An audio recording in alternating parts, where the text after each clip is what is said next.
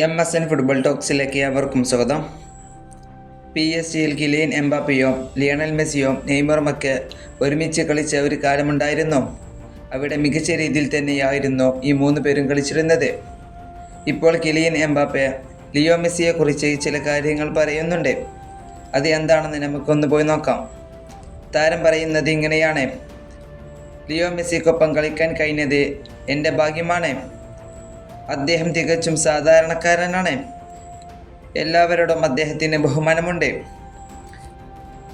എൻ്റെ സ്വപ്നം എപ്പോഴും റയൽ മാഡ്രിഡിലായിരുന്നു. അതുകൊണ്ട് തന്നെ എൻ്റെ ജീവിതത്തിൽ ബാഴ്സലോണയിൽ ചേരുന്നതിനെക്കുറിച്ച് ഞാൻ ഒരിക്കലും ചിന്തിച്ചിട്ടില്ല.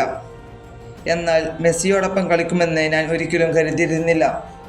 നമുക്കറിയാം, ലിയോ മെസ്സിയും കിലിയൻ എംബാപ്പയും ഒരുമിച്ച് PSG-യിൽ കളിച്ചിരുന്നു. അതാണ് ഇപ്പോൾ കിലിയൻ എംബാപ്പെ ഇതിലൂടെ പറയുന്നത്.